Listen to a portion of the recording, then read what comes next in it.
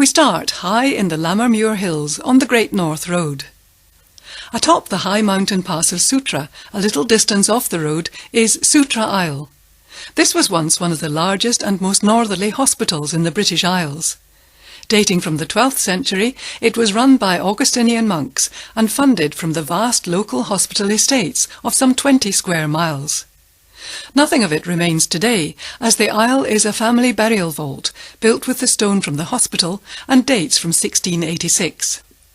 The view, however, is regarded by many as the finest in southern Scotland, and over 60 major Highland peaks are visible. A wind farm adjoins this medieval site, a series of vast sculptures along the skyline. A few miles on and we arrive at Lauder. Lauder has a long history. It was first granted a royal charter by William the Lion in the late 12th or early 13th century. The royal court of James III encamped here in 1482, whilst the English army was besieging Berwick, and some of the nobles met at the old kirk to plan the execution of a few of the king's advisers. But they needed someone to take the initiative.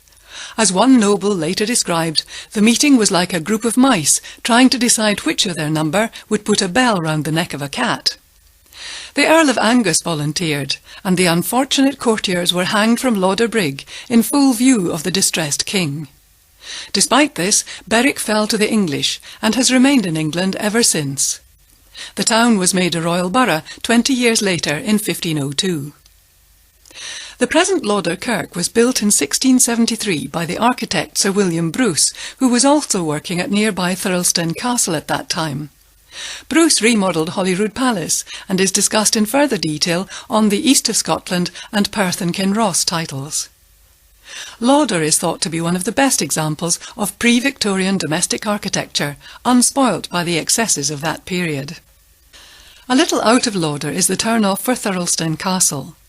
This was rebuilt by the Duke of Lauderdale, who went into exile in Holland with Charles II.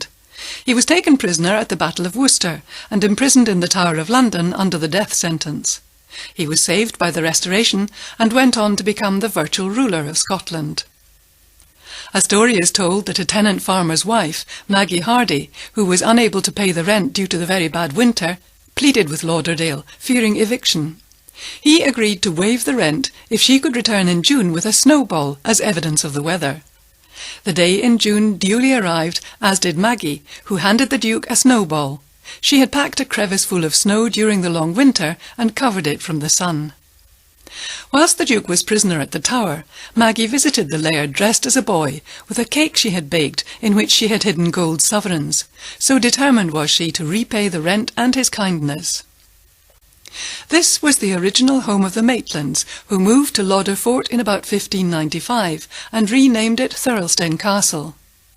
The remains of the original Thirlestane Tower and an earlier Iron Age fort are a short distance away,